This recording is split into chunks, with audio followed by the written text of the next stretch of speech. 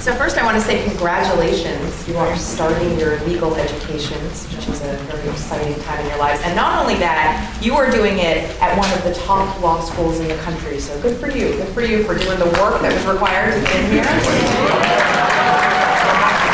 All right, so the work unfortunately is not over.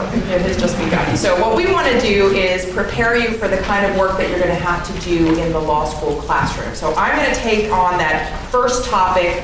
What is it that you need to think about to prepare before you even come to class?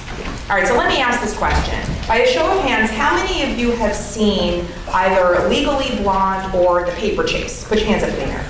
And how many of you thought, yikes, I don't actually want to be in one of those classes? Put your hands in the air. Yes? Yeah, a lot of hands. Okay, so those movies, that's the Hollywood version of the Socratic method.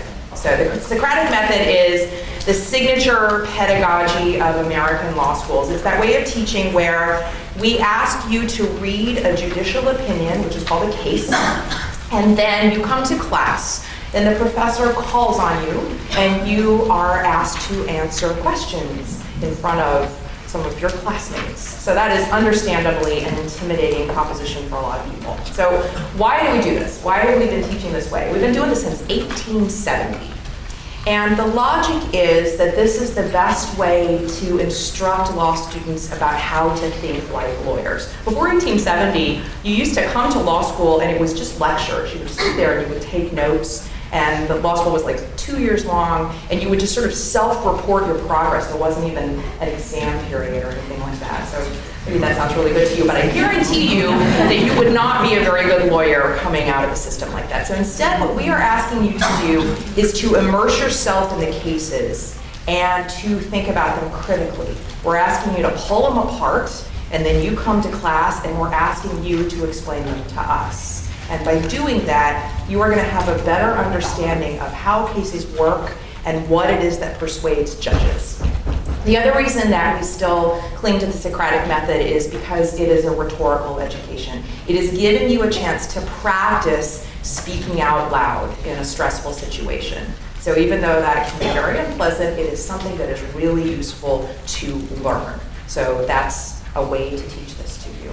Now, I promise you that most of the professors here are very, very nice people, and I don't think you're going to encounter the Socratic method the way you might have seen it in The Paper Chase. It's usually a much more gentle experience than that. And in fact, you're going to encounter plenty of classes where people don't even use the Socratic method at all, especially as you get into your upper level classes. You might find yourself in a lecture or a class that uses group discussion or a simulation class. That's the kind of class that I teach, or clinics. So this won't be the only thing that you're going to be encountering in law school. But since the Socratic method seems particularly intimidating, that's what we thought we would focus on because we want to demystify it for you.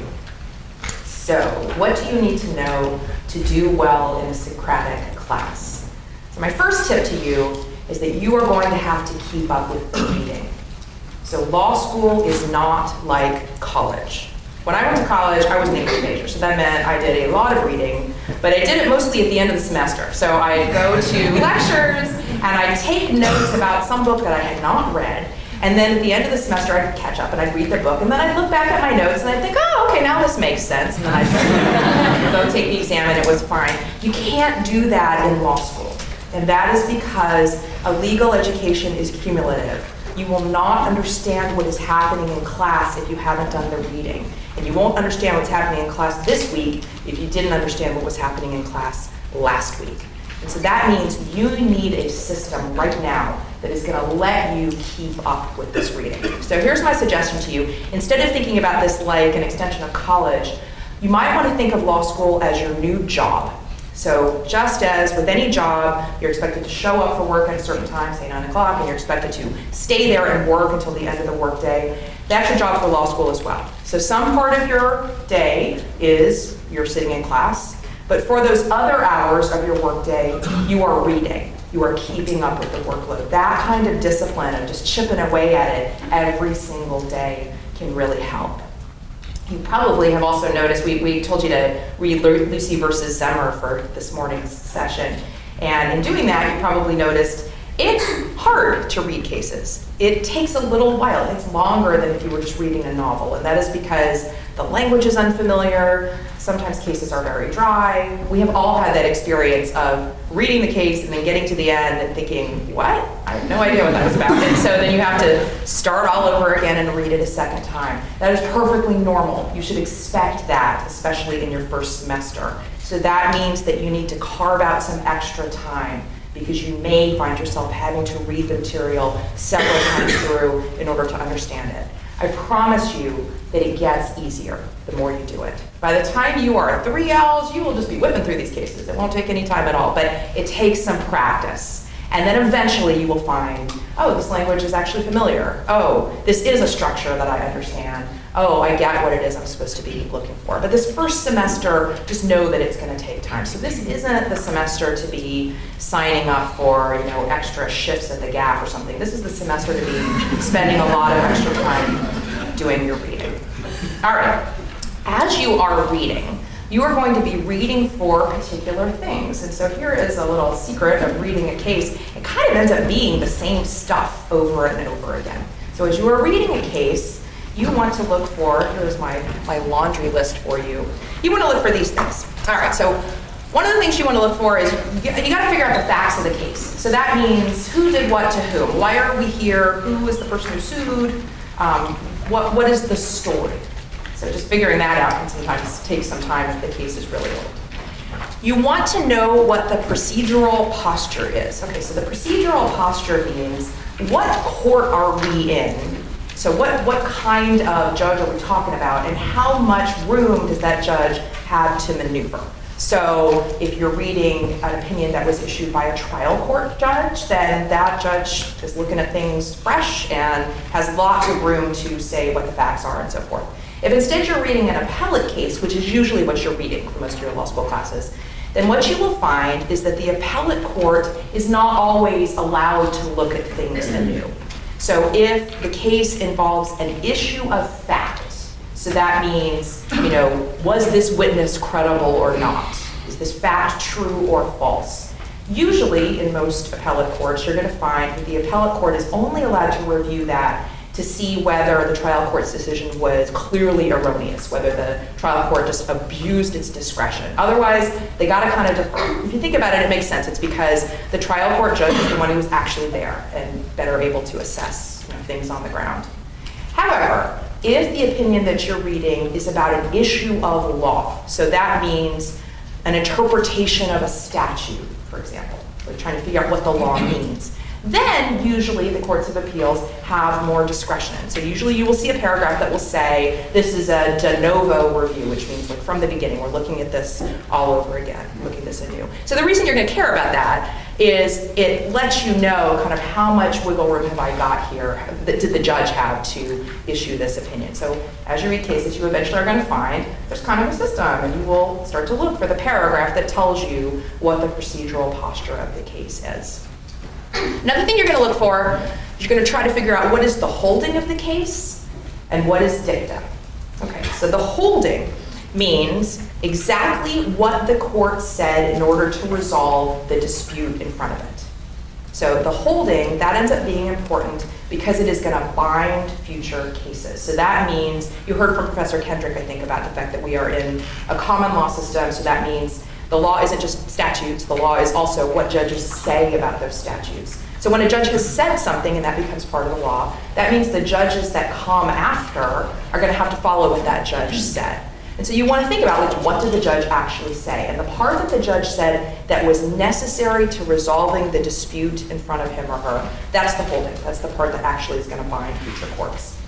Judges say other stuff too. In every case, there's going to be kind of extraneous conversation. That stuff's called dicta. And so it can be persuasive. It can be beautifully articulated. Sometimes dicta becomes very famous and becomes very influential in how people think, but it's not binding. So an example would be, let's imagine that we have a judge who is talking about a case in which somebody drove a car through a park, and did doing that violate the law? So the judge writes about the car being driven through the park, but in the course of issuing this opinion, the judge also kind of extrapolates and says, well, if the guy had driven a scooter through the park, then maybe this would be a different thing. All right, and so then let's imagine the next case comes along, and the next case is a scooter case. All that stuff about the scooter, it was all dicta, because it wasn't necessary to resolving the dispute about the car. So you as a lawyer, you would use it if it helps you, and you would try to say it's great reasoning, it makes a lot of sense, but it's not the holding. And so the judge doesn't have to follow it. All right, so that part of figuring out what is the holding, what is dicta, that's going to take you some time. You're going to spend some time on that, especially the first month or so of school, because it's not always that clear. And you will see lawyers arguing about this.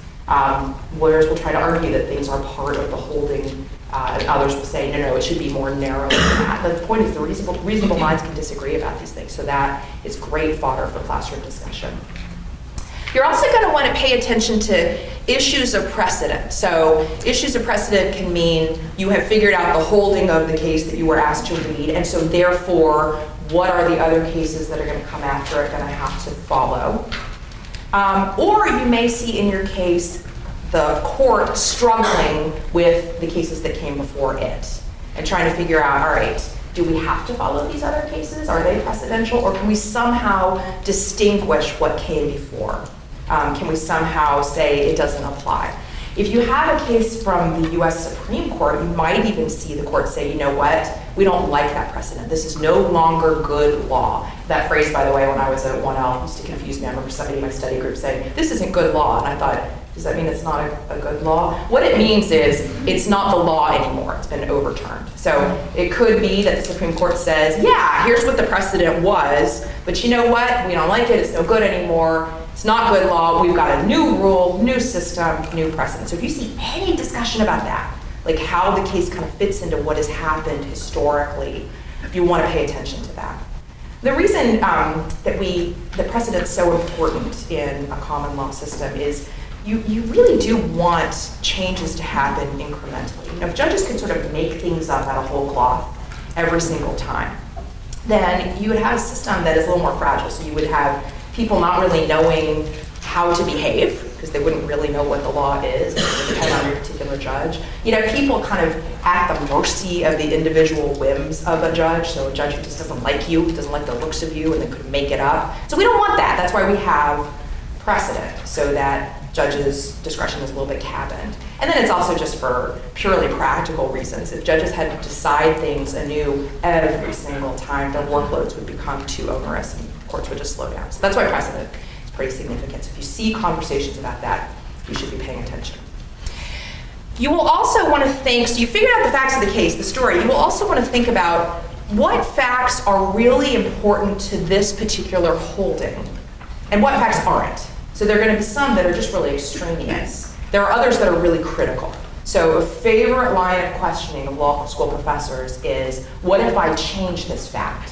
If this central fact is different, does that change the holding? And so that you need to be thinking about, like, what did this holding mean? That will help you figure out whether a changing of the fact makes a difference. Another favorite line of questions, I'll give you a new hypothetical. I'm going to give you a new fact pattern. How would this case apply to this new fact pattern? So again, that is really testing what are the parameters of this holding. And again, for a lot of this stuff, there's not necessarily a right answer. You know, the point about being a lawyer is that you should be able to argue it different ways, and that's what you're practicing. Are you able to argue this so that you can make a persuasive case that, yes, this would apply to this new fact pattern, or no, it wouldn't? It is smart to think about where what you're reading fits into your course overall. So it's easy to kind of get mired in the weeds and just like put your head down and do the reading. And if you do that, you may miss kind of some big picture themes in your classes. So a really good habit, periodically pull out your syllabus and look at it, not just to see what your next reading assignment is, look at it to see what is the framework of this class? Like, where are we in this story? So sort of thinking globally about what did this individual case kind of add to my body of knowledge about contracts or torts or whatever it is that you're studying can be very helpful. And you might get questions about that in class. And then finally, you will want to look for text that is important. So here's text that's important. If the court says, we are now establishing a new rule, or if they say something like, here is a 3-pronged test, highlight it. That text is really important. And so those are things that the professor will ask you about, and when you're answering the questions, go to the actual language. Don't paraphrase it, read the actual language, because probably what you're going to get into is a parsing of that language. What does this language mean? All right, so those are the things that you are looking for, and they're pretty common no matter what your topic is. Those are the sorts of things you're going to see in cases.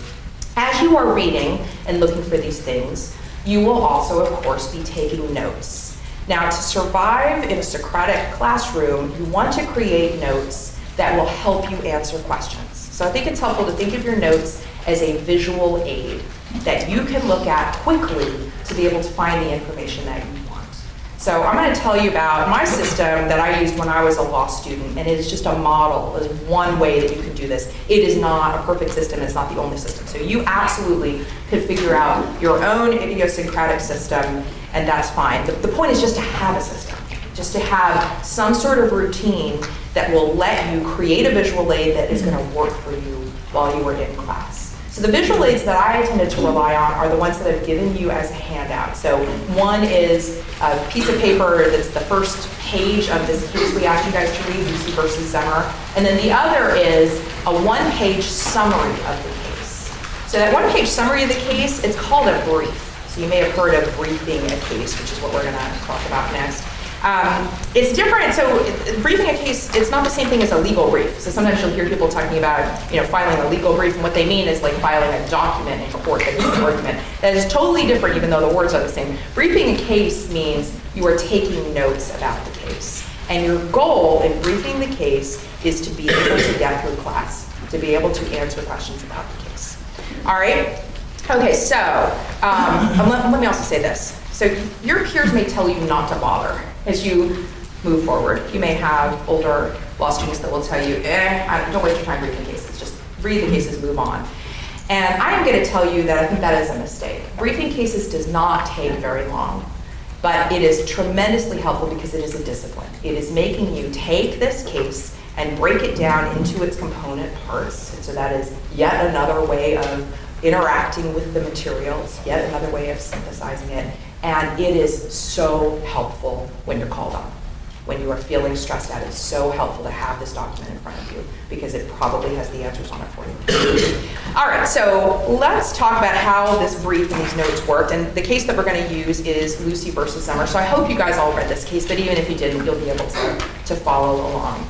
So Lucy versus Zemmer is a Virginia case. Here we are at the University of Virginia, so we should tell you what the world of Virginia is like. So this is Virginia. This is the Ferguson farm in Dinwiddie County. It's 470 acres, and this farm was owned by Mr. Zemmer and his wife, Ada. And it was coveted by Mr. Lucy. He wanted this farm really badly. So on December the 20th, 1952, Mr. Lucy entered a restaurant owned by Mr. Zemmer, Ye Old Virginie, with a bottle of whiskey in his hand. And the two men sat down and began to drink, and they began to talk. They said things like, he was high as a Georgia pine and great balls of fire. This is how they talk in Dinwiddie County. The waitress testified that the men were drinking right much. Ultimately, at the end of the conversation, Mr. Zemmer wrote out a bill of sale for the farm. So here is the bill of sale. You can see that it is on a restaurant check. And it says that we hereby agree to sell to W.O. Lucy the Ferguson farm, complete for $50,000, title satisfactory to buyer, and then at the bottom it's signed by Mr. Zemmer and by his wife, Ida. All right, so that's the story, that's what happened. So if you take a look at the case itself, so here is the first page, which I've given you as a handout. You can see this stuff is in there, but it's kind of jumbled. Like as you're reading the facts of the case, they're all mixed up. They don't have it set out in an orderly way, like here's what Mr. Zemmer says, here's what Mr. Lucy says. It's all kind of mixed up. So what I was trying to do when I was reading cases is highlight things so that it would make sense for me. So here's how I would have come up with highlighting like this. I would have read this case the first time through without touching it. I wouldn't have highlighted a thing. So I would have read it through just to figure out what the heck is going on. What is the story? And the reason that I'm going to suggest that to you, don't highlight the first way through, is because otherwise you will highlight everything. And then you will end up with a case where every single thing is underlined, and that does not help you in class. All right, so you read it through once, I got what the story is. Now you read it through again, and then you start using your highlighting to help you find the specific text that you might want. So you can see, I always would circle the defendant and the plaintiff. Oh, and by the way, people like to use the defendant is like a little triangle, and the plaintiff is like a little pi symbol. You'll see that in people's notes, so if you want to be really official, you can use that. All right, so you circle their names. And then I have underlined also, what is the issue in the case? So that means what is the thing that the court is being asked to resolve? And I go ahead and underline that in the casebook as well, in case the professor really cares about that specific language, in case he or she doesn't want you to paraphrase it. So I'm looking for that. And down here at the bottom, this is the paragraph that tells you the procedural posture. So this is the one that says they're asking for specific performance. That means the guy wants the farm. He doesn't just want his money back, he wants the actual farm. And it says that there was it's on appeal. All right, so I'm highlighting that. So the other thing I've done here, though, is since this is a case where the facts, there are a lot of facts, I might use multicolored highlighters to try to sort those out. So what I did here was anything that was helping Mr. Lucy, I'm highlighting in green, and anything that's helping Mr. Zemmer, I'm highlighting in yellow. And that's because the way the court's written the opinion, it's all conflated with each other. So Mr. Lucy, he's got things like, Mr. Zemmer actually wrote this contract. He actually took the time to write this thing. That contract's got pretty clear terms. It says, we're going to give this to you, $50,000. They signed it. Both of them signed it. He got his wife to sign this contract. And then there's the fact that Mr. Lucy's been after this farm for years, so not a huge surprise that he's serious. He really means this. So Mr. Zemmer, that's the stuff that's in yellow. And so that's things like he thought it was a joke. They've been drinking. Once he realized Mr. Lucy was serious, he said, no, I'm not selling this to you. I think we're joking. I'm not going to take the $5 you seem to be offering me to buy into this contract. No.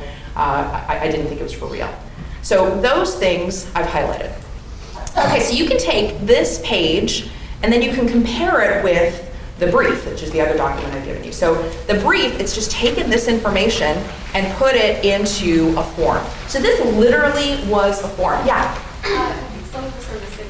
Oh, no. Okay, we got, Sarah, do you know if there are more copies of the handout?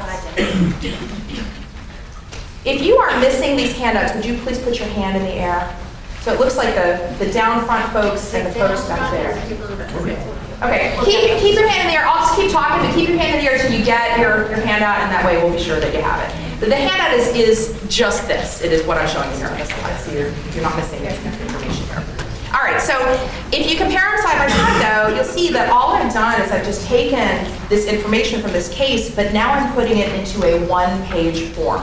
And this literally is a form. This was the form that I used to use in law school. So the idea of having a form is, it's a discipline, again. It is making you make sure that you find every single time, who are the parties, what is the issue, what is the procedural posture. That discipline of answering those questions for yourself over and over again helps you learn how to read these cases. But then the part with the facts, those I put in order of, this is for Zemmer and this is for Lucy. And the reason I might do that for a case like this is because these facts are pretty fun.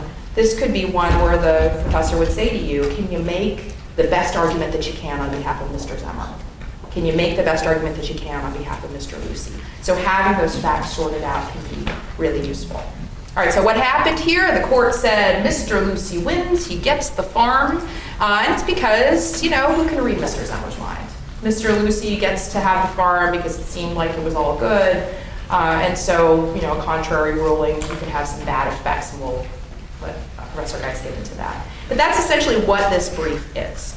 Okay. So the point of this is to help you in class. This is not your outline. This is not going to be helping you. It will help you in your exams too. Going through this process will help you in exams. So right now, all you're thinking about is how am I getting through my classes? And then you go into class. All right, so here you are in class. And let's imagine that you are the person who has just been called on. So what do? So the first thing you do is you realize you got this. Because you did this work. You got this brief. So you have already thought through this case in some detail. So this is going to help you. And then you take a deep breath. And I'm going to advise you to tune out your other classmates and just look at the professor. The professor is asking you questions. Ignore everybody else because that's not helping you. They're probably not feeding you the right answers. Listen to the professor And just think of it as a conversation. Most of the professors are going to try to help you. They're going to try to give you a hint about where it is you're trying to go. But a lot of these questions that you're being asked, there isn't necessarily a right answer. So really what they're asking you to do is to think. So this is your chance to practice. So that involves just taking some deep breaths and realizing you did do this work. I'm also going to suggest that you practice trying to answer with some confidence. Because this is a professional program. You are learning to be lawyers, and lawyers have to speak in confidence. The only way you're going to get that is to kind of fake it till you make it. So try answering the questions as if you know what you're talking about, even when you don't. I also want to say, so law school, we sometimes will ask you to disagree with each other. Sometimes we're talking about things that are very fraught. Sometimes we're talking about things people care deeply about, like abortion, First Amendment rights, gun control, things like that. And so you will hear positions that you don't agree with. In fact, we may ask you to argue positions that you don't agree with. And so I want to say right now, this is the beginning of your professional network. These folks that you're in class with will also become lawyers. They will remember you and have positive feelings about you if you've treated them with respect. So law school is a place to practice disagreeing agreeably, disagreeing respectfully and professionally, not kind of tearing people down. So when your classmates are talking, you want to realize it is hard. It is hard to answer questions. So you don't laugh at each other, you support each other. After class you say, good job, good for you. Because you really will do a good job. You really do know the answers if you just have a little confidence in yourself. All right, so actually one last thing I want to say. I wish that I thought of this as a student, but I didn't. I thought of it when we were talking. If I could do it all over again, I would have one more category in my brief. And it would be, what happened in class? Having the discipline to go back to that brief and just having one more paragraph where I wrote down, this is what the conversation was, I think would have been tremendously useful. Because usually in the conversation, you are going to begin to figure out what are the doctrinal implications that this professor cares about. It might help you figure out why you're looking at this case in the first place. And so that means, certainly if you're answering the questions, you're going to go back and write something about what questions did you answer, what did you say. But even if you're not the person on call, it means you need to be listening. You cannot check out. You have to be listening, because if you are not fully engaged, you won't know what to say about why this case was important and what happened in class. If you stay fully engaged, you're going to get so much more out of your legal education. All right, I'm going to turn the floor over to Professor Geis now, who's got his own PowerPoint here.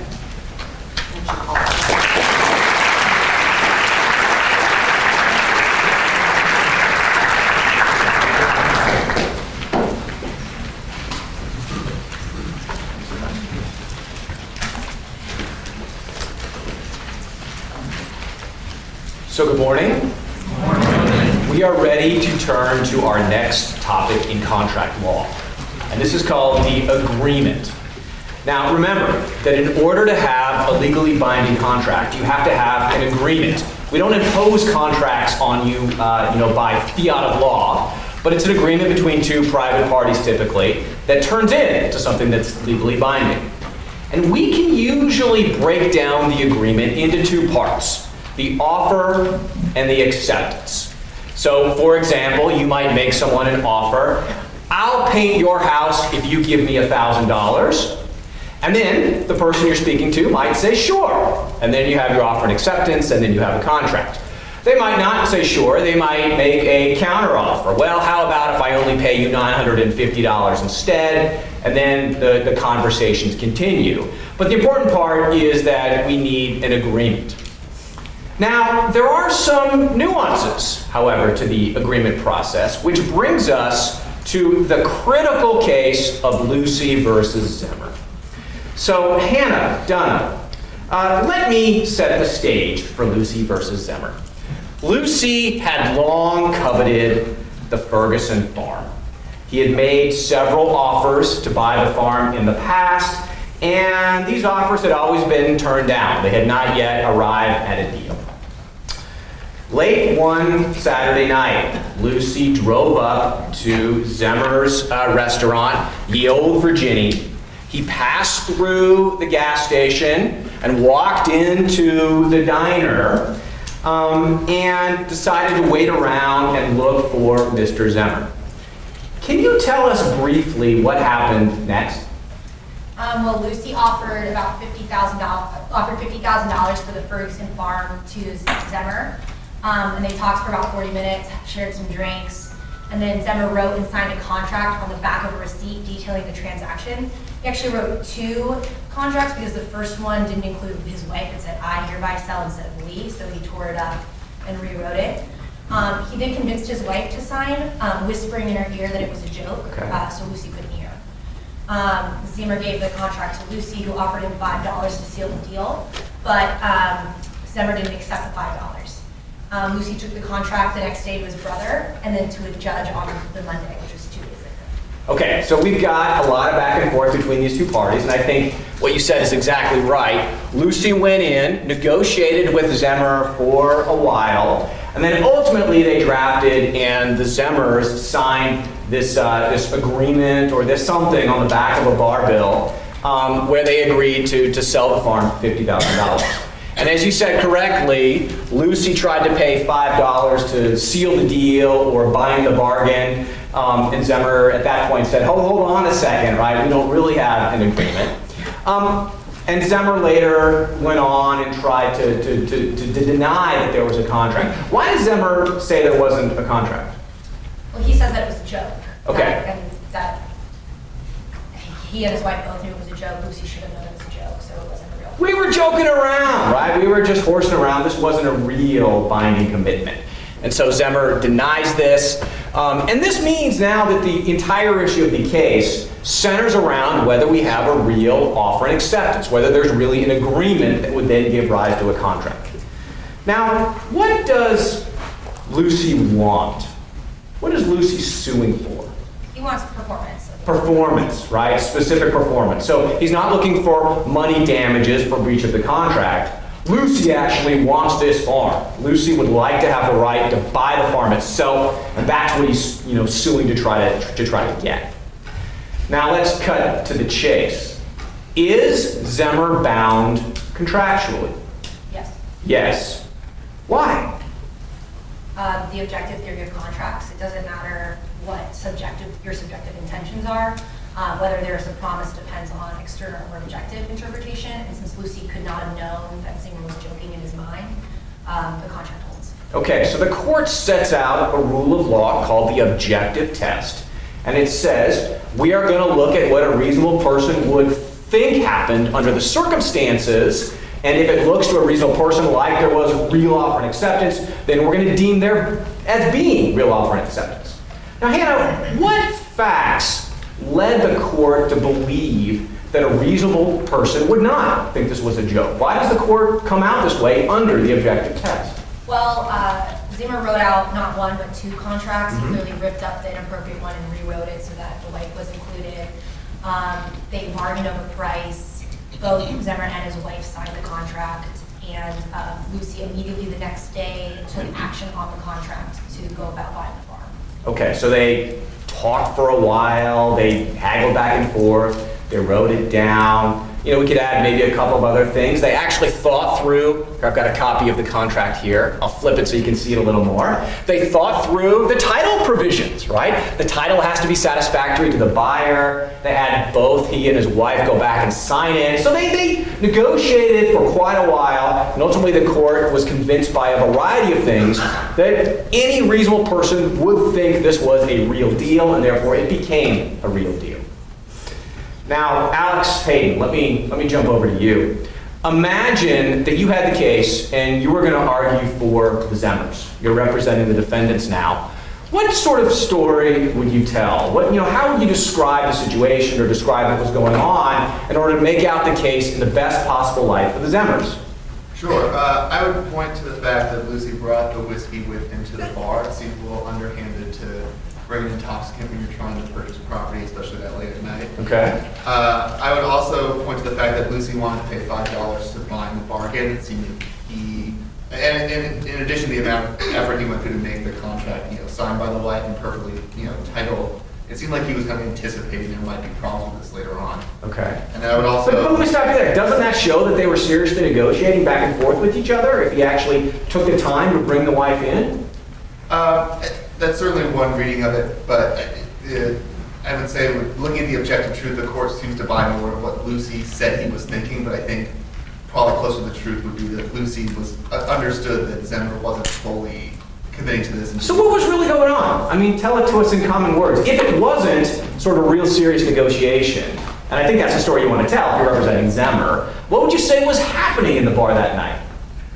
Lucy came in with the intention of getting the farm at pretty much any cost and succeeded to do it. Okay, but that sounds like a real negotiation, doesn't it? I mean, don't you want to say something a little different if you're Zemmer? Basically, that he made out with a windfall of $50,000 using the influence of alcohol and. All right, so he got him drunk. He kind of really pushed him down that way. Hannah, what do you think? If you were representing Zemmer, how would you describe what was happening? I would say that Zemmer has several times said he's not going to sell the farm. He's told Lucy several times he doesn't want to sell the farm. And the fact that he, after drinking for 40 minutes with Lucy, finally agreed to sell the farm. Lucy should have known that he was drunk, should have known he would never sell the farm based on his past. Based on the past interactions. Well, can't we joke about selling something for years and years and years and eventually strike a real deal, nevertheless, especially if the price keeps getting raised? We can, but the way that Zemmer and Lucy interacted showed that it itself was a joke. Oh, I bet you won't sell this for $50,000. Oh, I bet you can't find $50,000. I mean, it seemed like a joke the way that they were.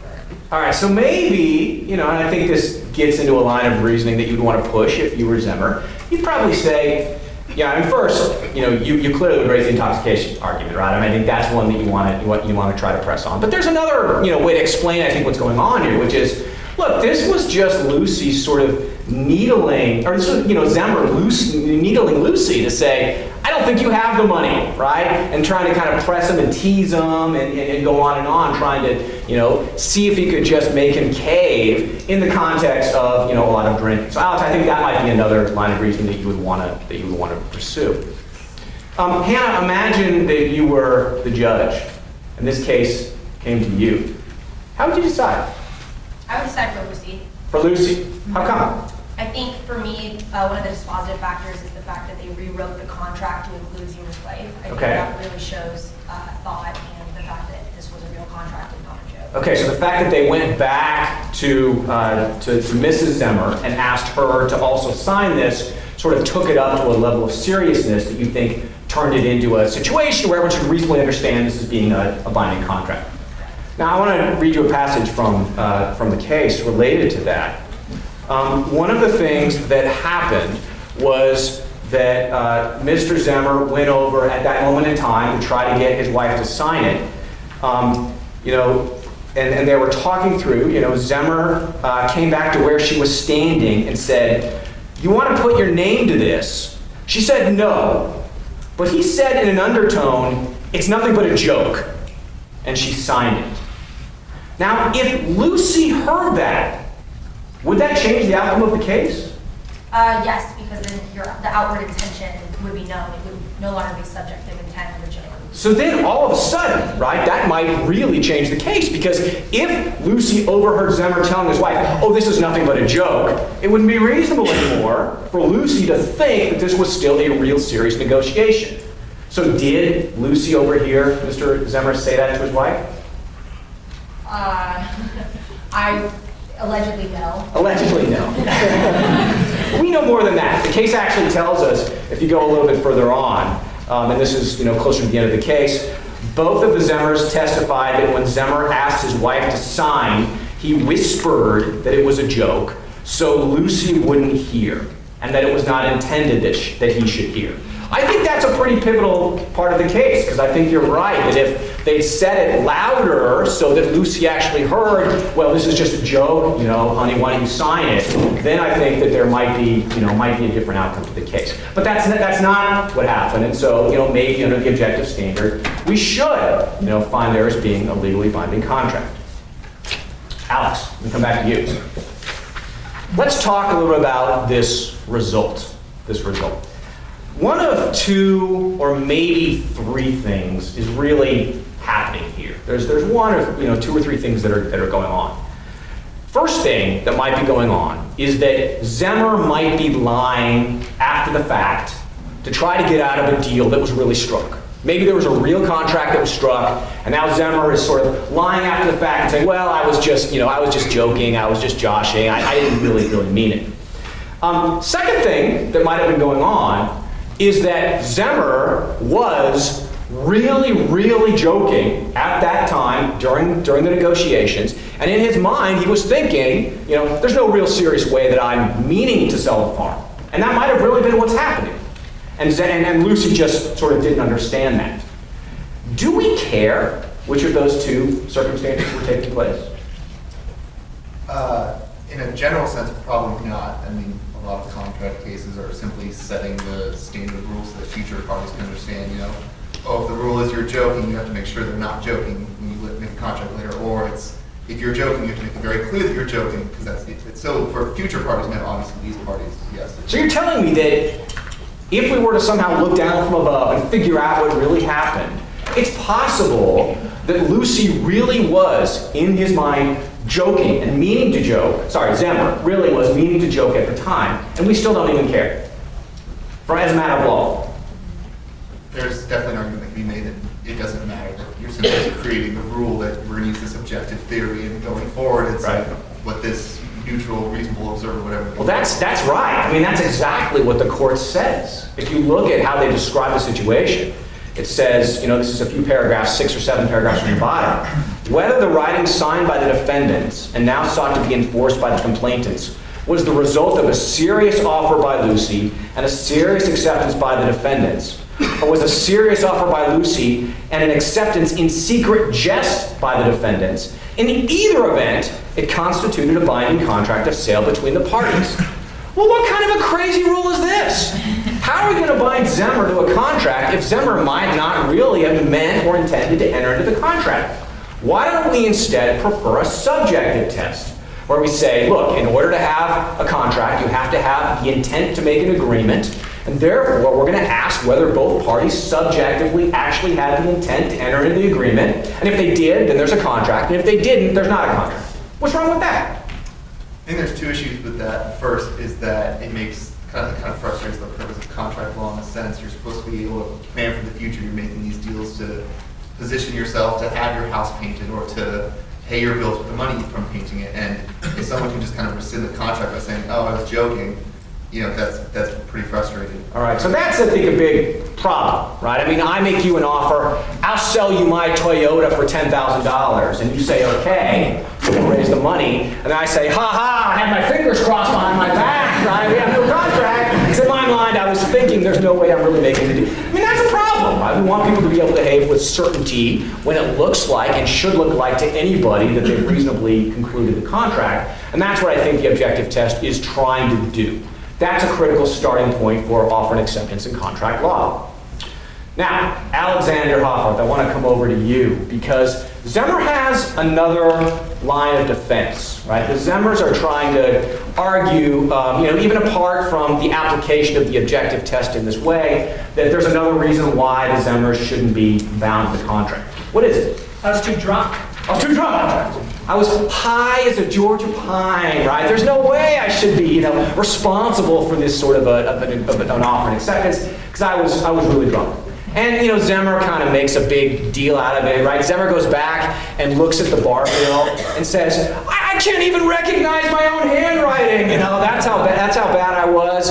I spelled the Ferguson farm wrong. I couldn't spell satisfactory right. I mean, I didn't know what I was doing.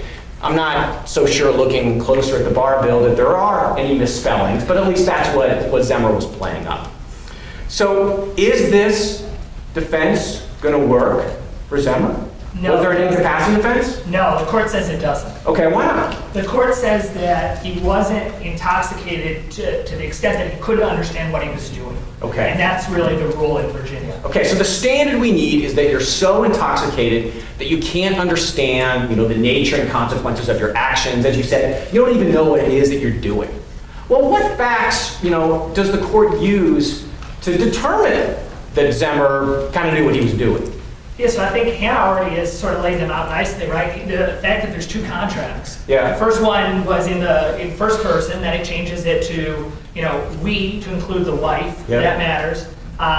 The fact that it's written Doesn't matter that it's on a bar tab, it's still written down. Right. And it has land for money. Right. That would suggest that he knew what he was doing. Right. So, the fact that they went through all of these different actions, might lead someone to believe that, well, couldn't you do all this stuff while you were really, really drunk too?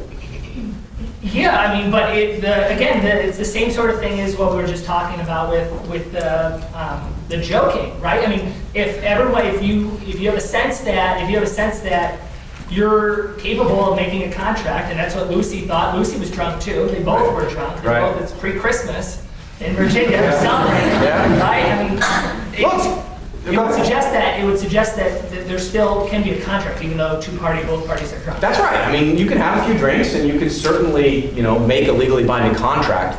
At some point, I guess, you'll have drunk so much that you don't understand the nature and consequences of what it is that you're doing, and the court didn't think that the parties got here.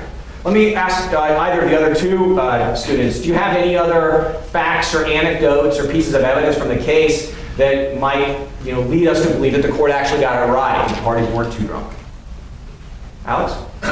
Both parties have a great amount of detail about what happened that Yeah. night. They were pretty particular about who said what and where, and who did they talk to, how many contracts there were, what they changed. Just there's a high level of detail that kind of doesn't really add up to an intoxication. So the court sees the fact that if you were so drunk, how can you then come back and talk in a lot of detail about exactly what happened? There's another nice passage where Mrs. Zemmer told Mr. Zemmer, well, Lucy's really drunk. I could tell when Lucy staggered out. Why don't you go drive him home? Right? I mean, that sort of undermines Zemmer's argument as well, right? Why is she saying go drive him home if he is too drunk to even understand what it is he's doing? So I think for those reasons, and ultimately, if you read the opinion carefully, the lawyer for Zemmer actually conceded that the Zemmers were not too drunk to make a real contract. So the incapacity via intoxication is a side issue. It's not the fundamental issue of the case. Real quick, let me tell you a side story. So I was teaching this case a few years ago, and after class was over, one of the students in the class came up afterwards and they said, Professor Geis, I want to tell you a story about something that happened to one of my friends. And my eyes got big because I know that a good story is going to come out, right? As soon as it's sort of positioned that way. And they said, well, one of my friends was staying up one night, having some drinks, and surfing the internet on eBay. And I said, okay, I didn't know that was a thing, but and the next morning he woke up and he received an email in his inbox saying, congratulations, your bid for $48,000 for the Mercedes is the winning bid.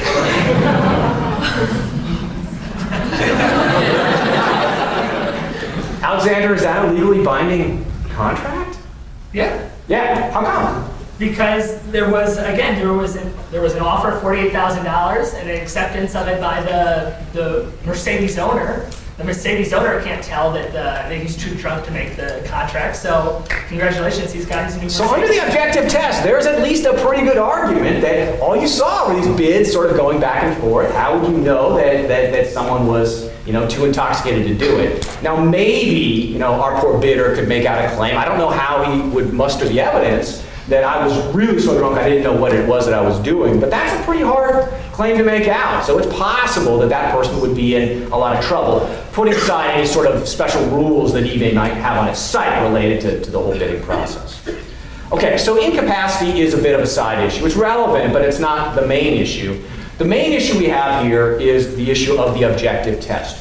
We are going to look at what it is that the parties say and do, and we're going to essentially impart a reasonable interpretation. We're going to divine objective truth, what any reasonable person would think that means on the basis of the surrounding facts.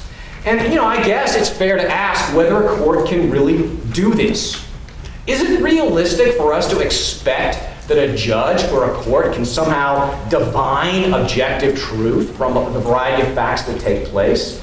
This converts issues of fact into issues of law. And I think we're asking a lot in some circumstances for the court to be able to say, well, there's a lot of messy facts like those that are going on in Lucy and Zemmer, but nevertheless, this is what really happened and what a reasonable person should think this means, not that.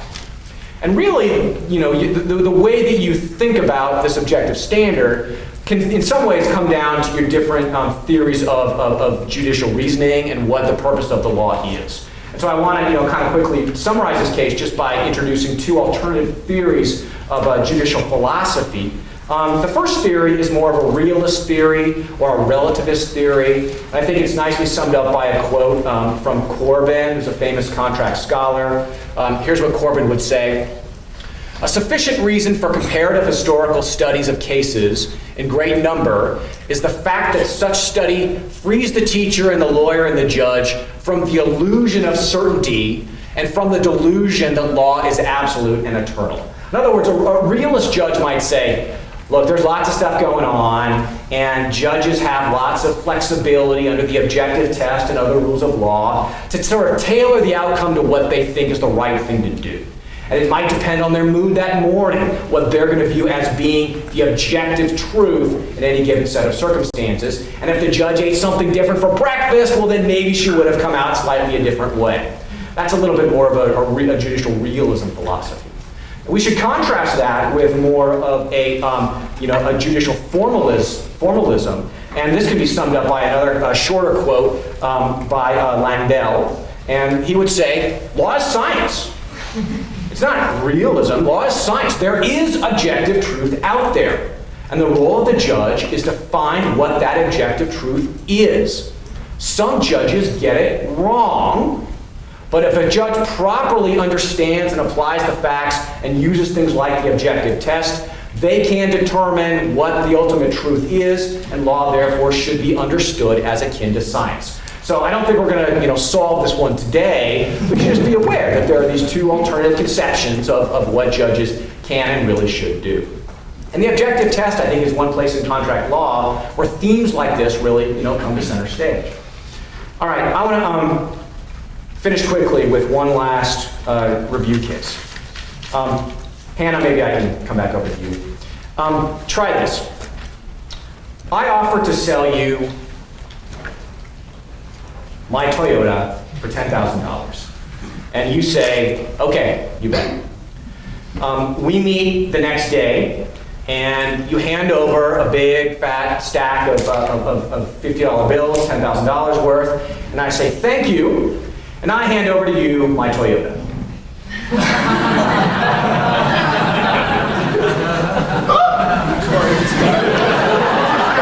Are you legally obligated to take this action figure under the objective test? Can I do that?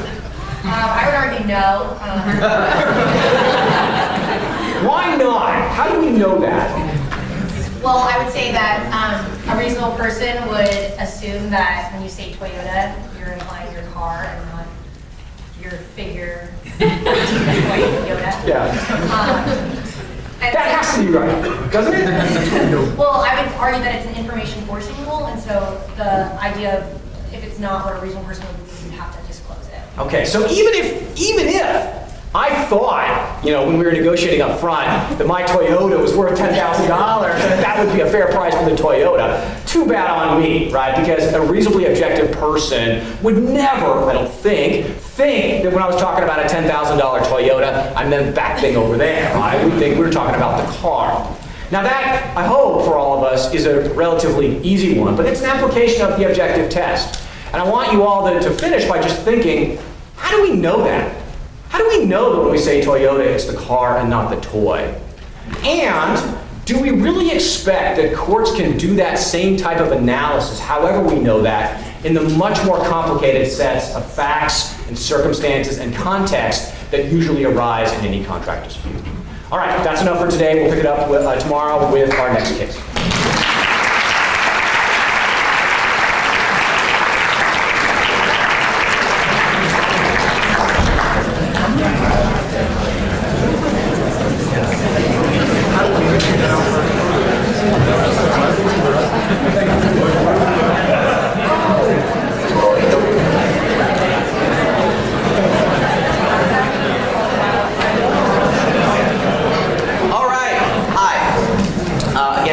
Toby, Heytens. This is a deeply weird experience for me for two reasons that I'll share with you real quick. One is, it just occurred to me that I was sitting in this room on my first day of law school a long time ago. So this is real weird, the realization that I was sitting. The room was not this nice then, so you're welcome.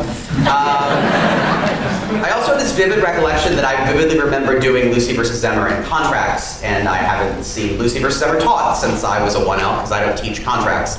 So that was also kind of weird. There wasn't PowerPoint either, so that was exciting.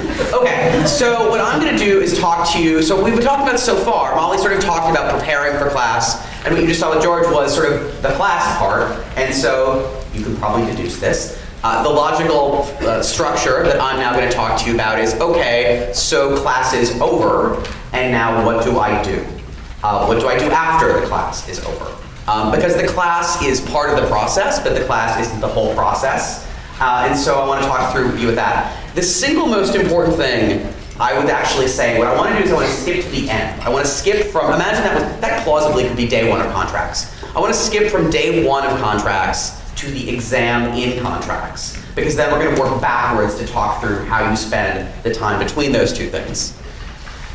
The most important thing, in some ways, I actually think, when I was sitting down thinking about my sort of fundamental approach here, the single most important realization to have is that you are not going to be asked to do that again. The thing that you just saw is not something you will be asked to do again. And what do I mean by that? Exams vary tremendously. There will not be a question on your exam that says, state the facts and the holding of Lucy versus Zemmer. There will not be an exam question that asks you to state the facts and holding of Lucy versus Zemmer. And it's extraordinarily unlikely that you will get a question on the exam that is literally just the facts and holding of Lucy versus Zemmer. So fun fact, I actually took the Virginia bar last month for reasons. And on the bar exam, on the multi-state, there's this multiple choice component of the bar exam. There's a 200 question multiple choice test. It is actually the case that on the multi-state portion of the bar exam, there will be some questions that are literally real cases and asking you what the right answer is. It won't say this is Lucy versus Zemmer, but they'll give you the facts, and if you're a sufficient learner who remembers cases in this way, you may find yourself sitting in the bar exam in 3 years going, this question is just literally Lucy versus Zemmer. This question on the bar exam that I'm being asked to answer now is just Lucy versus Zemmer.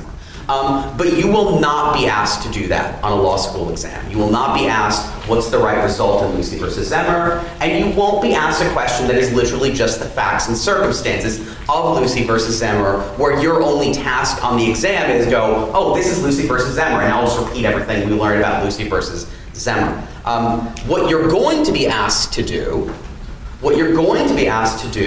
is to apply what you have learned to different fact situations. Fundamentally, that's what you will be asked to do when you're evaluated on the exam at the end of the semester. And I'll take a few minutes here to talk about the different ways that you'll be asked to do this, but I think it's most important at the beginning to see fundamentally what you will be asked to do, almost irrespective of the type of evaluation, the type of specific question. You will be asked to apply what you have learned to a different factual situation. So one way you might be asked that is what's known as an issue spotter. You're going to hear this. This is the essay. This is probably still the dominant method of law school exam questions. So you're given a fact pattern. I mean, here's an example. You all took the LSAT recently. Imagine the reading comp section of the LSAT. And imagine that you're given a fact pattern of 3, 4, 5, 6 paragraphs. And then at the end of that, there will be a question.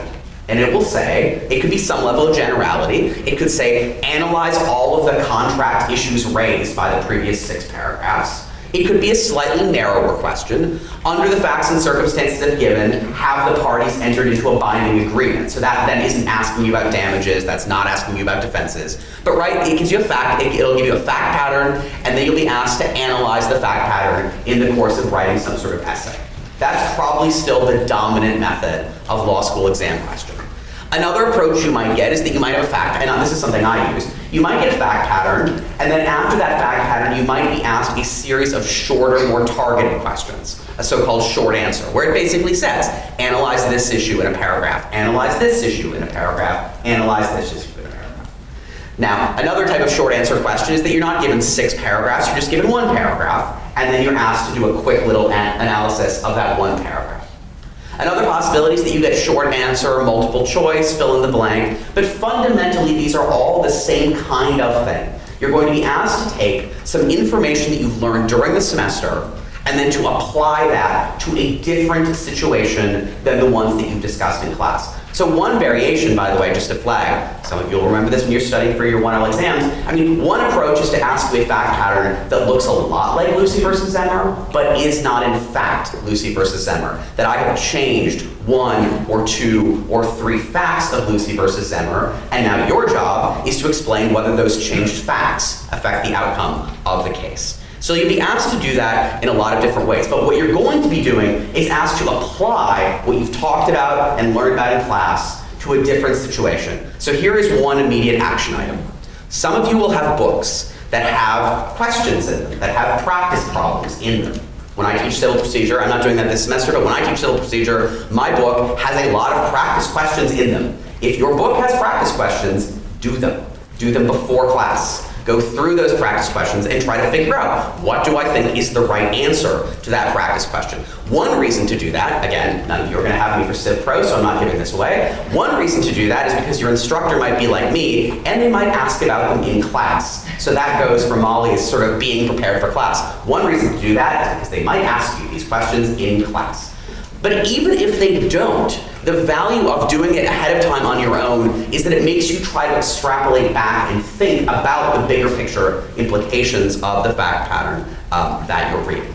So that's what you're going to be asked to do at the end of the semester. You're going to be asked to take the facts and circumstances and to apply them to a different set of situations. And for me, what this does is it helps illustrate your entire objective from the moment class ends until the moment you take the exam. Another thing that you're going to be asked to do is to combine, and this isn't just on the exam, you're going to be asked to do this the next day. So we've talked about one day of class, but that wasn't the last day of contracts, right? That was the first day of contracts, the third day of contracts, or the fourth day of contracts. And what there's going to be is a next day of contracts. And I think the single most important thing that I try to impart, one of the single biggest challenges that I find in sort of helping people get through this material, and it builds off something Molly said, these days build on each other. Every single day, to one degree or another, builds on every single day that came before. And one of the sort of biggest challenges I have, and one of the things I encourage you to be constantly trying to figure out how to do, is to realize today is not an island. Today is connected to yesterday, and today is connected to tomorrow. And so when you're preparing for and reading the material for tomorrow, you should also be asking yourself, not just trying to understand this material, but how does this material connect to the material we've already done? And it's not even necessarily linear. Again, I'll use the example of the course I'm most familiar with. So people who Alexander had civil procedure with me, so he can attest to this, there's some material that we do at the very beginning of the semester, and then we come back to in a gigantic way at the end of the semester, and the last 4 or 5 days of class draw incredibly heavily on material from the very beginning of the semester. And that's just because that's how a lot of legal topics are. They're integrated. There is no beginning, middle, and end. They're all sort of a web of material. And so you can't really understand part of the web without understanding the other parts of the web.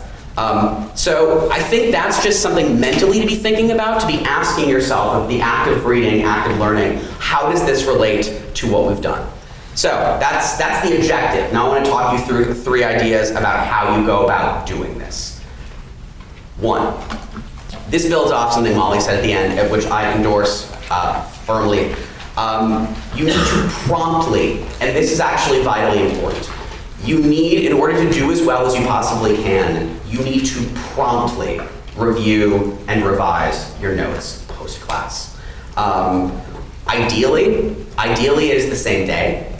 But I think in order for you to get the full benefit of this, it is no later than the end of the week. So one possibility is, and your schedules are all going to be different. You might have a day that you have 3 or 4 long classes. You will not have time to do that on days that you have 3 or 4 long classes. But what you will have, if you have those days, you'll also have days that you have fewer classes, right? There will be some days you have more classes, some days you have fewer classes. You'll also have these weekends. But I think ideally, in order to really get the benefits of this is something that you need to do on a regular, recurring basis, not more than a week after the class. I mean, one approach that I've heard people using to success is every weekend you just sort of go back and you review the previous week, and you sort of try to integrate everything that happened the previous week. Let's talk about what you're doing. So the first thing I think you're going to want to do is you're going to want to find some way of integrating what happened in class to the notes that you took before class. And I'll tell you, as a 1L, I experimented with a variety of different ways of doing this. You need to figure out what way works for you. But so you're going to have the material you wrote before class. You're going to have the material you wrote during class. And you want to put those two things together. And when I say put those two things together, I mean really two things. One, there's going to be material from class that wasn't in your pre-class notes. This is the sort of what we learn after the class material.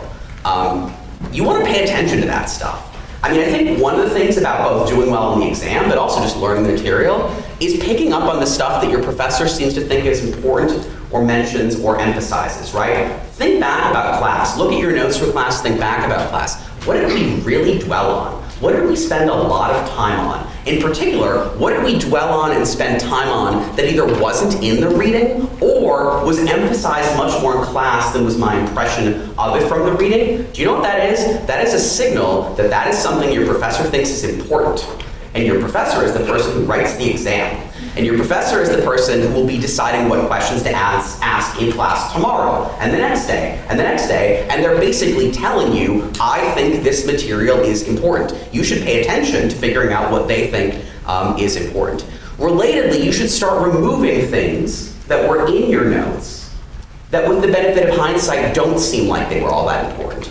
This is going to take a lot longer at the beginning. You will in 4 months' time, you will look back and you will think how much better you are at this after 4 months, and after a year, it's unbelievable. But one of the things you're going to be doing, sort of going through this process for the first time, it's a process of figuring out what is important and what isn't important. So I promise that your first sets of notes will have a lot of material that you will go back and look upon post-class, and you'll go, you know, as it turns out, that wasn't very important. As it turns out, I wrote down a bunch of things in my pre-class notes that literally never came up in class, and now with my understanding of what happened in class, that material wasn't super important, as it turns out. You should take that material out of your notes. Once you've decided that it's not important, take it out of your notes. The goal here, we're going to talk about outlining in a way, but for me, outlining is sort of a process. It's not an outcome. And part of the process, there's no contest. It is not a contest to have the longest outline possible. You're not going to get a grade on your outline. There's no A for effort in how long your outline is. I actually think when I talk about notes and preparation material and things like outlines, how long should it be? It should be not one word longer than it absolutely has to be, right? Which means if there's something in there that's not important, you should take it out. You should remove it. It is about editing as much as it is about adding. So remove things that aren't important. And another thing that you're going to start to do, this is the third, and I would do this even in the immediate post-class period, you want to start moving away from taking notes for class to taking notes for an exam or to taking notes for the future. So here's a tagline I thought of that might be helpful for you to think about it. You want to move away from outlining or briefing the case, and you want to move towards outlining the material. And the material is not the case, and the case is not the material.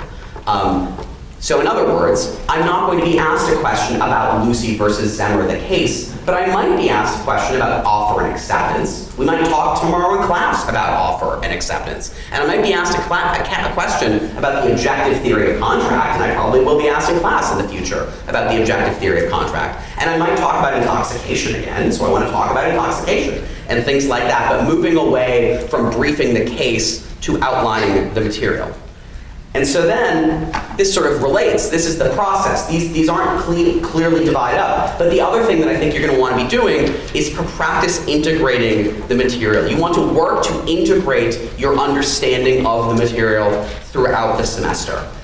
You want to start building your mental map, your mental web of this area of law. And the individual days are data points, but the goal is to use those data points to build the web between the data points, because that's how you're really going to learn and master this material, and it's how you're going to be able to do well on the exam. So here's one very specific tip that I use, that I always tell people when I teach CIFRA.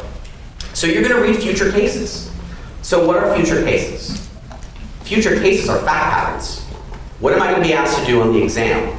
I'm going to be asked to analyze a fact pattern in all likelihood. So one of the ways that I can use future cases is I can use them to review my knowledge of concepts that the case isn't technically about. So for example, say that in a future class I'm asked to read, this is really horrible because I'm going to try to come up with an example off the top of my head and it's not going to go very well, but so there's a famous contracts case about like, George, this is the mill shaft that Hadley versus Baxter did. So there's a case about where somebody like contracts with somebody to like fix the mill shaft that does grain, I don't know. Anyway, that case, when you read it, that case, you're gonna read it to talk about damages, right? That's not what that's a case about damages. But what happens is somebody hires somebody to fix something for them and they don't fix it in a timely manner and it harms them. The question is how much money should they have to pay? You're going to read that case to talk about damages. But when you read that case, there's no reason that you can't use it to review Lucy versus Zemmer, which is to say, everybody in this case is assuming in Hadley that there is a valid contract between the parties, and the only question is how much they have to pay. Okay, stop. Why am I sure of that? Let's just go through it. Everybody assumes there is a valid agreement. Why is everybody sure there's a valid agreement? What does a valid agreement require? It requires offer. Was there an offer? Well, yeah, someone brought in a broken mill shaft to people who fix mill shafts. And was there acceptance? Yes, people who are in the business of fixing mill shafts took the broken mill shaft and said they'd fix it. Does that sound like an exchange of an offer and acceptance that an objective person would think intends to form? Yes, it does. But notice what I've done there. In the course of reading that case, that fact pattern, I've used it to review my understanding of offer and acceptance from a previous class. And I think the discipline of doing that is actually really valuable, both because it'll help you reinforce the material that you already know, and it will force you to start approaching the case the way you would approach a question on the exam. Because imagine I was given the facts of that case as a question on an exam. I would then have to go, was there offer, was there acceptance? Yes, all of those things. So that's one really concrete thing. Use the future fact patterns that your book is going to provide you as a way to integrate and incorporate your understanding of the previous materials. A related thing when it comes to your notes, and this is sort of the process of outlining. This is how your notes from a specific day become your notes from a week, become your notes from 2 weeks, become your notes from a month, become something that people will call an outline. You're going to hear a lot about outlining. But this is my sort of fundamental take, that fundamentally what you want to do is to build your knowledge of the entire course, and the way you do it is you start with a day, and 1 day combines into 2 days, and 2 days combines into 3 days, and 3 days combines into a week, and before you know it, ta-da, you have an outline. So one of the ways I would try to do it is I would encourage you, sooner rather than later. Don't think about it as an outline. Don't think about that the goal is to create some gigantic document. Think about, how do I combine my notes from the last 2 days? And if you want to start small, look, use your syllabus. Your syllabus might say, we're going to spend 3 days on offer and acceptance. Okay? Your syllabus might say, we're going to spend 3 days in contracts and offer and acceptance. So once you've spent 3 days on offer and acceptance, your task for that weekend, or the next week, let me figure out how I can combine my 3 days of notes on offer and acceptance into one set of notes about offer and acceptance. I will try to summarize all of my notes on offer and acceptance into a single document. Because another thing you're not going to be asked to do in an exam is to say, day 31, what do you remember from day 31? That is not how an exam question is going to be working, right? And so start combining them. And a couple things I would encourage you to do when you start to do that. One, don't feel bound by the order in which you did them in class. The goal here is to put yourself in a position to do well when you're evaluated on this material. You do not need to be a prisoner to the order in which your instructor chose to do something. George and I were talking before I came up here, and I've now, like more than a decade later, had an epiphany, I think, about the somewhat, to me, counterintuitive, unconventional way my own contracts class was organized. And I, up until this moment, did not understand why it was organized that way. But the point is, just because you did day 1, then day 2, then day 3, does not mean your notes that put that material together have to go day 1, day 2, day 3. Maybe you think it makes more sense to start with day 3. Maybe you think it makes more sense to go 3, 2, 1. Maybe you think it makes sense to put the material together from the individual days. Because the goal here is for you to learn the material and for you to be able to analyze a problem, not for you to outline the course that your instructor actually taught you. Another thing you need to do is don't feel the need to include everything. It turns out that in the grand scheme of things, not all of this material is super relevant or super important or super germane going forward. Another thing that I want to really encourage you to do when you start putting together the material from a particular topic is to not just focus on the facts and not just focus on the narrow rules, but focus on the themes. This is a sort of big, practical, big picture takeaway piece of advice. Many of us are not at all subtle. We are really, really, really not subtle. If you pay attention and you put it all together, you will realize that many classes have 2 or 3 big things that your professor talks about all the frickin' time. And pay attention for that. Listen for that. Listen, like this is a riff that I feel like I've heard before. Or this is a type of question that people have heard before. One of the things that I do when I do civil procedure is I always ask a sort of big picture theme question at the end on the exam, and I change it every single semester, but one of the things I've always said, and no one has ever come by to disagree with me after the fact, is saying, this is the question that if you've been paying attention to our class discussion for this entire semester, you should not find this question remotely surprising. Alexander, can you test it? Yes, good. These are all questions that we've talked about during this semester. We've talked about a lot, and not like one day for half an hour. We've talked a lot about them. So when you're outlining the material, when you're outlining the offer and acceptance material, just to continue with that example, pay attention to the big picture themes that were being talked about in that section of the class and include those in your notes. Okay. This is another one. Because this is an integrated, iterative process, I really, really, really want to encourage you to ask for help sooner rather than later. Because, for me, your learning and absorbing of this material is a continuous, or should be ideally, a continuous process throughout the semester. That means that if you're stuck, the time to ask for help is sooner rather than later. What you should not be doing, I'll tell you what you should not be doing, and then we'll talk about what you should be doing. Do not spend the entire semester compiling a list of 50 questions that you will go by your professor's office and ask 2 days before the exam. That is too late. It is too late to compile a list of 50 questions that you will go by and ask one after another, right? The time to ask them. Now, that doesn't mean you should exercise some self-centered. I definitely agree with the sense this is a professional environment, and one of the things you need to be doing is thinking about and modeling professional behavior. So there is in fact something, I'll put this way. Is there such a thing as asking too many questions too often?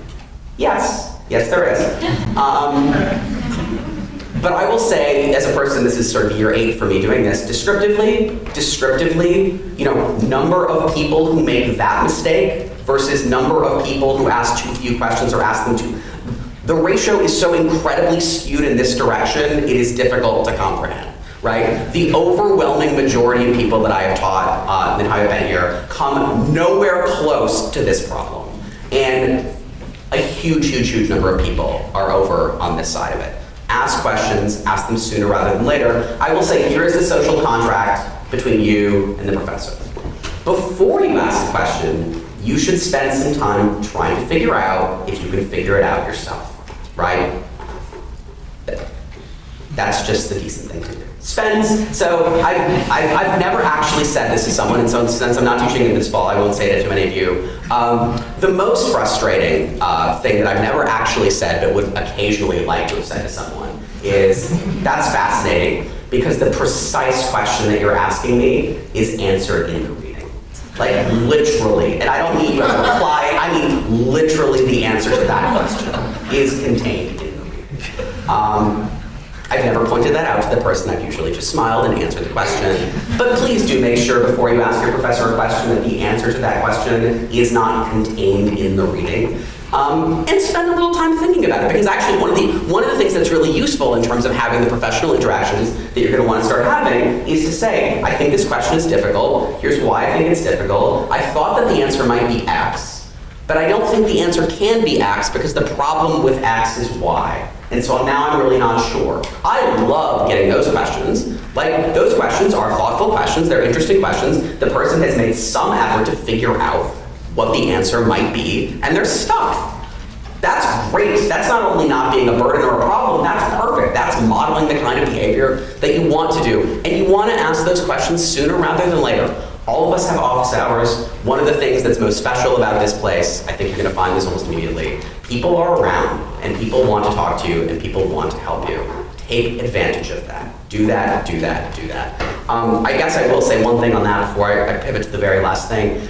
I have noticed in my own classes, all of you come from very different backgrounds, right? So I went to a small liberal arts college. The largest class I had in college was substantially smaller than the number of people in this room. I think there was 80 people. I think the next biggest class I had as an undergrad was about 45, and most of them were under 20.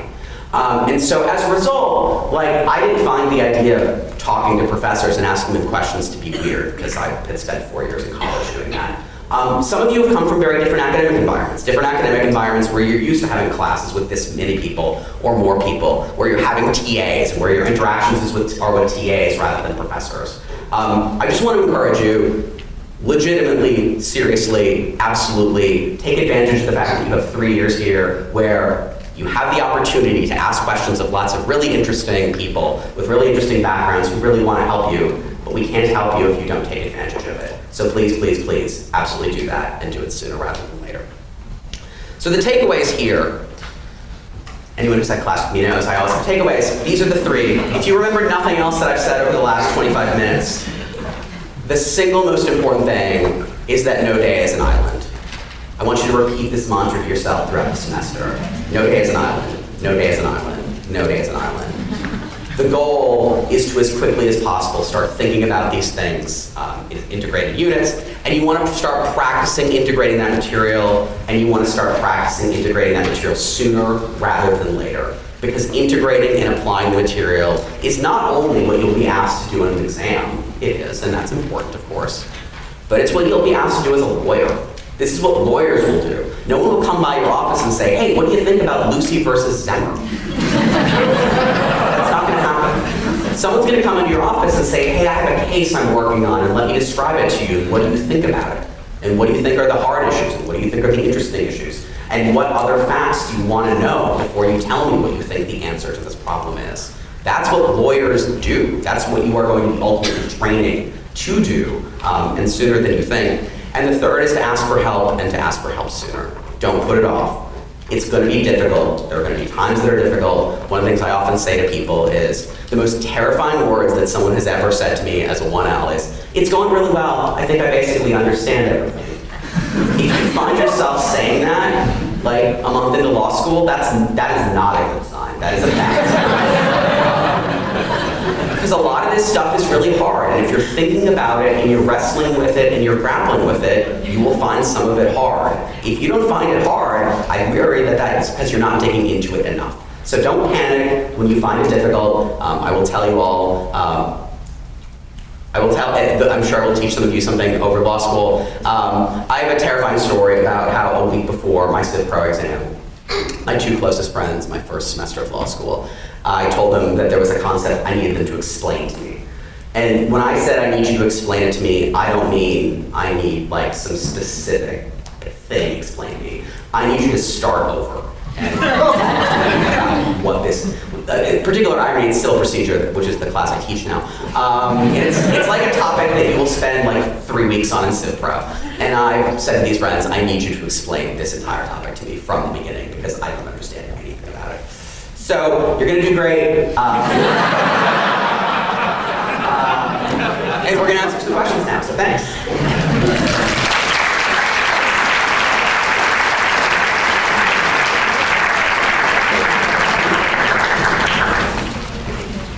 Okay, so we're going to have some time for questions. Does anybody want to ask a question from the audience, or should we go to the questions that we already got from you? Any questions? Hey, Sarah, can we turn the PowerPoint off? Yeah. For those of you who are facing us, there is a blinding light shining directly at That's us. fun, isn't it? No, it's not. It's like the sun. It's that bright. I'm not sure how much you know. Do you know how much? See, I need George to say it. Oh, thank God. Of course, now we won't be able to get back on for later. We have the 3 students here as well. They haven't left, so you can ask them questions too. They are all second and third year. Well, one's a JD MBA, so he's kind of a second-ish, third year-ish.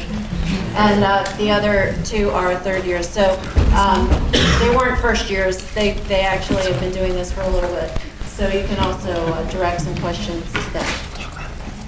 Okay, so I'll just go through some of the questions that we had. So I'm trying to read my cases. It's taking me forever. How long should this be taking me to do? Forever. It's just going to take a while at the beginning. I don't think these mics are working, so we're just going to holler. It's just going to take a while. It really, I mean, I remember the first few weeks of law school for me, I had to read everything, at least 3 times just to understand what in the heck was going on. But it gets faster as you go on. There are these commercial outlines out there. I'm not going to recommend that you use them in place of doing your own work, because you shouldn't. You need to slog through the material yourself. But if you're reading a case and you feel like I just don't even know what to look at, sometimes that can be a helpful thing, to go buy a commercial outline, read their paragraph summary, and then try to read the case and see, okay, now I get what it was I was supposed to be looking for. I might use a project like that in that way. I would not use it in place of actually reading the cases. I would not use it in place of creating your own briefs and then ultimately creating your own outline for the class. But that can sometimes help speed up the reading process. So what do I do when I find a dissenting opinion or a concurring opinion? Do I have to really pay attention to those?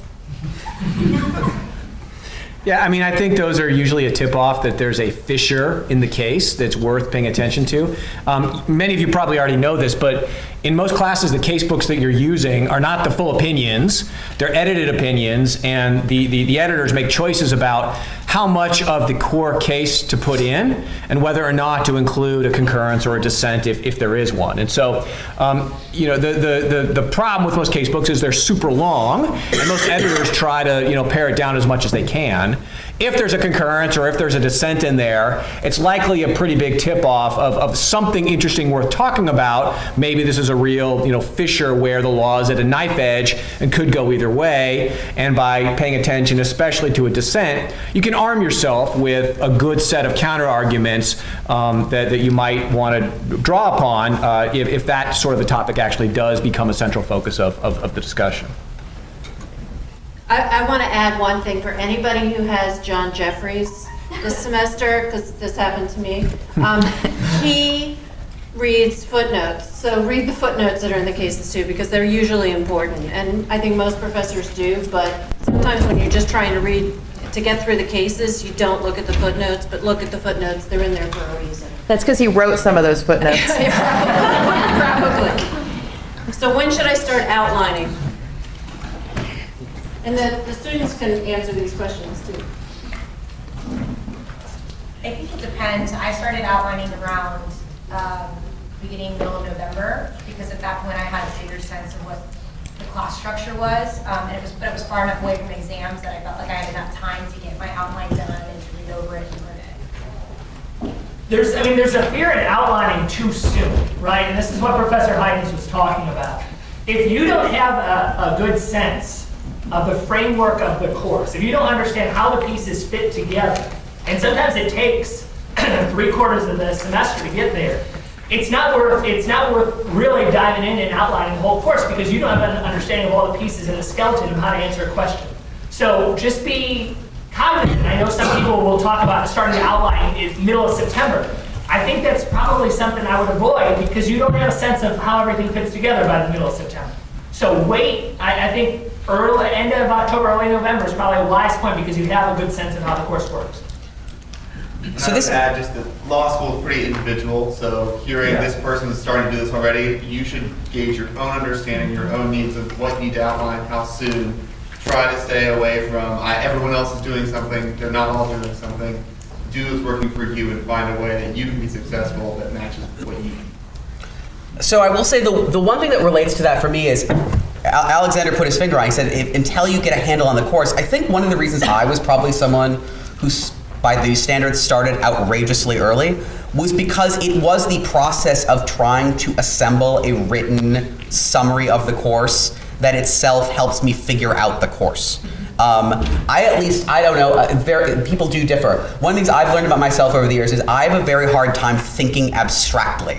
Right? I have a very hard time thinking outside the context of applying. And so for me, one of the ways that I figure out whether I understand the material is that I try to summarize the material.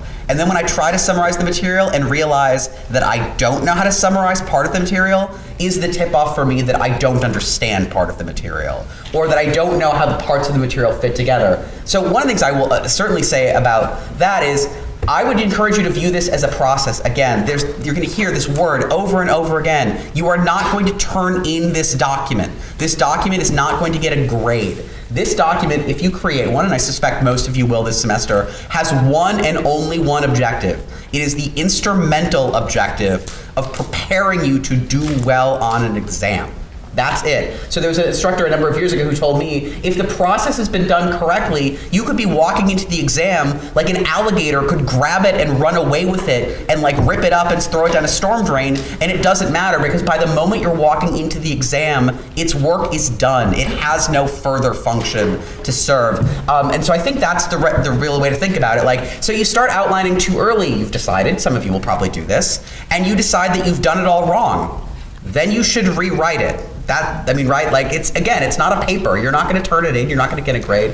The purpose of this is to help you, and so it's to figure out how to force yourself to work through the material so you get to the point where you understand it, I'd say. I mean, it's related a little bit, I think, to the way that many professors think about structuring the class. I mean, we all make decisions when we're sitting down to plan a course. How are we going to structure this class, and how are we going to try to provide students with both, the forest perspective and then the individual tree perspective? And so, what you saw today in our case was an example of an individual tree looking pretty closely at something. But many of us try to put a lot of thought into our syllabus and other things where you also have a little bit of a bigger forest picture. And I think, just to reiterate what some people have said, until you realize, okay, I can at least start to get glimpses of the forest instead of just looking in at the individual trees, it's not really worth putting a lot of time into the outlining process. But at some point, you're going to begin to, zoom back a little bit and feel like, okay, I kind of understand how these things are fitting together. And that's probably a pretty good tip-off that it might be worthwhile trying to do some of the things that Professor Heytens talked about with the synthesis and the integration by working towards a little bit of a more condensed outline. But there's lots of different ways to do it. I tended to outline at the end. I really did, because I found that if I started to do it too early, I wasn't being choosy. I was just putting everything in, and so it wasn't helping me learn it. Whereas if I did it at the end of the semester, it was a way for me to actually memorize what was going on. And I think that was useful. I think that's also, this is not exactly about outlines, but some of you guys will come into class with your laptops and you will transcribe every word that is being said. And I don't think that's as useful as maybe coming in and taking notes on pen and paper, so you're having to pick and choose what you're writing down, because the point of creating the outline is to like put it through your brain so you get it. I would say the point of taking notes, same sort of thing. You're supposed to be thinking about it and grappling with it so you could process it. If instead you're just like writing on your laptop, then you're just being a scribe and you're not actually thinking about it. So I think those are two kind of analogous things. If you're doing your outline too early, you're probably not actually grappling with it. You're just trying to put it all in, and that's not helping you learn it. So once you get to an exam, how should you use your outline? Once you're in the exam? You should not. I used to use it as a double check, but no, you're right. For most of my exams, I wasn't really using my outline. I had learned it by creating my outline. So the outline was to the side and I was answering the questions. But I'd sometimes flip through the outline. I'd make a table of contents for my outline. And so I'd scan my table of contents to think, like, is there any issue that I forgot? Something that I should have talked about with this fact pattern that I missed. Yeah, I was going to say something similar. Is I usually advise my students, once you've got your outline and now you're driving towards the final, week or so of preparation for the exam, you might want to think about outlining your outline, right? And just really condensing it down, whether it's a table of contents or whether it's something else. Some of you might have heard about something called an attack sheet or something like that, which I guess is, I think, a little bit similar. It's taking, your synthesis of the course via the outline and taking it up to another level of synthesis where in a very short, targeted manner, you can kind of go down through a series of questions or issues that you might ask yourself so that when you run into a fact pattern, you actually can try to think about, let me make sure I'm covering everything. Let me make sure I haven't forgotten something. Oh, wait a second, I forgot that there's this intoxication defense in contract law. Oh yeah, it looks like there might be a fact on this exam related to that. And so, you might want to have a 1 or 2 pager that you can use to refer to quickly in the process of thinking about your answer to a test question. But beyond that, I really don't think you're going to have any time to refer to the outline. Yeah. Okay, when should I start studying for exams? Oh, gosh. Not Tuesday. Well, I guess, this is, perhaps I'm a little idiosyncratic on this. I don't really differentiate studying for exams between preparing for class and integrating my material for class. I don't think there's a sharp division between those two things. Because I think that doesn't really so for me the question is, when should I start spending more time? Except you're gonna spend, that's weird. So it's probably the case that you'll spend, look, you're starting law school. You're gonna spend an outrageous amount of time for the first few weeks, and then you're gonna decide that's crazy and unsustainable, and you'll get better, so it'll go down a little bit. And then at some point it starts to go back up again, right? It's more like the parabola of work, or the inverse parabola. Are there student perspectives on that?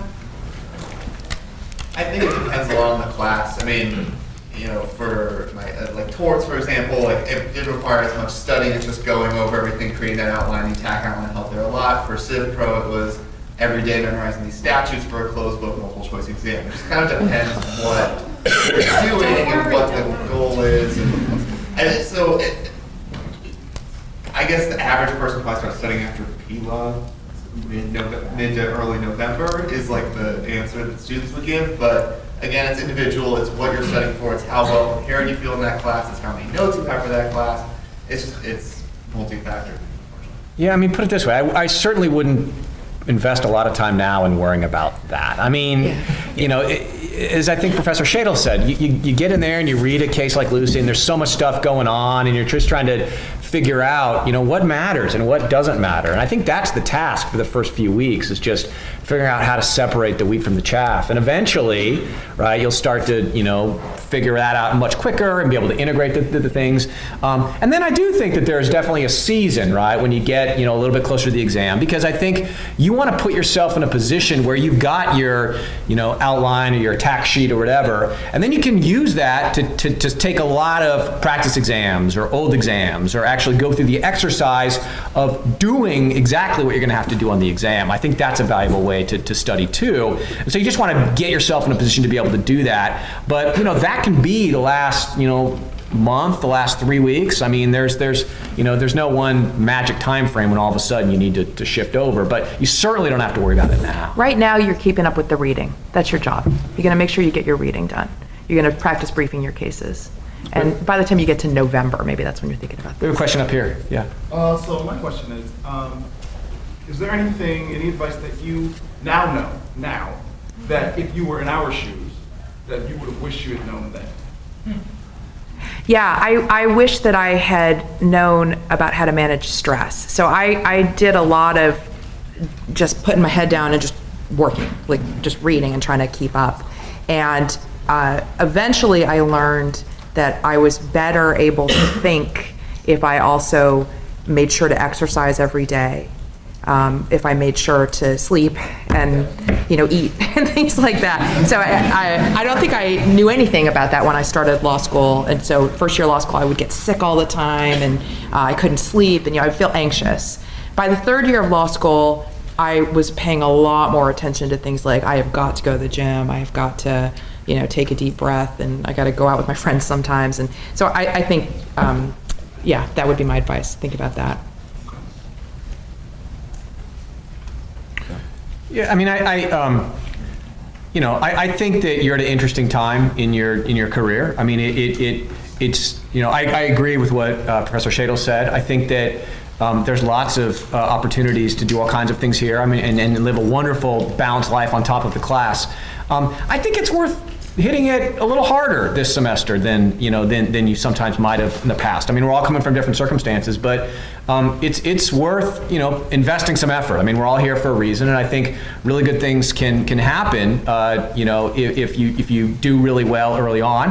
I think this is the type of place where there's going to be great opportunities for everybody, and so it's not worth stressing about all the time. But I think that to reiterate another theme that's come up, there's no one way for anybody to attack this. I mean, just to talk what I did. I mean, I had worked for a couple years before going to law school, and so for me, it was nice to be able to come back into an environment where I had more control over my own schedule.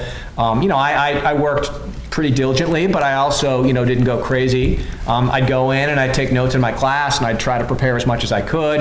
And then at the end of the day, I'd go to my computer and I would actually type up a synthesis of what the notes were, kind of along the lines of what Professor Heytens was suggesting. And then at some point, 2/3 of the way through the semester, I began to think about how do I take those typewritten notes and then work it into something that's a little more structured. But, there were lots of other ways that people did it, and to again rephrase something that the student said, I don't think it's worth getting that hung up on what everybody else is doing, because what works for them might be perfectly sound for them, and it may not be the right way for you to tackle things. I would pay attention. This is something at least I had not thought of enough before I started here, because I hadn't worked for a few years. I went straight through. I think it wasn't until probably 2L or 3L that I sort of really paid attention to when during the day I was able to productively work.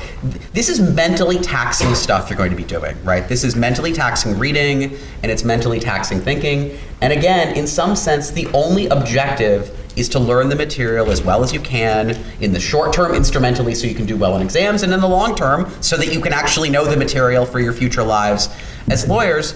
And something I don't think I learned until my 2L or 3L year, if I really want to tackle difficult material, what I need to do is I need to get up first thing in the morning and I need to start working immediately. And I mean immediately, like don't shower, don't get dressed, go to your desk, start reading, because I'm a world-class procrastinator. And I will, if I let myself do anything other than get up and start reading, I will find a way to waste 2 hours of time. And the reason that that's bad is I've actually learned that my most mentally productive time of the day is about the first 3.5 hours after I wake up. If I need to get done good, hard thinking, learning, it is the first 3.5 hours when I wake up. I then have to take a break for about 2 hours because I'm mentally worthless between noon and 2. Like, I just can't mentally do anything between noon and 2, and then I have a period of 3 or 4 hours where I can think again well until about 5 or 6. And it's not that I don't do any work outside those times, but one of the things I've learned about myself, and I would encourage you to sort of pay attention to about yourself, my best thinking and my best learning happens between about 8 in the morning and about 11 in the morning, and it happens between 2 and 5 p.m. And so, if I'm needing to learn a lot of materials, I need to wall off those times, and I need to use those times to be sort of thinking and learning. And if I, again, you should find other, if I'm going to have lunch with a friend, if I'm going to go to the gym, I should go between noon and 2, because I am not going to get any useful thinking done between noon and 2, so I might as well not stare at my computer not learning anything, right? I should do all the other things that I want to do with my life. I should then take a break between like 6 and 8, because I'm not going to learn anything between 6 and 8.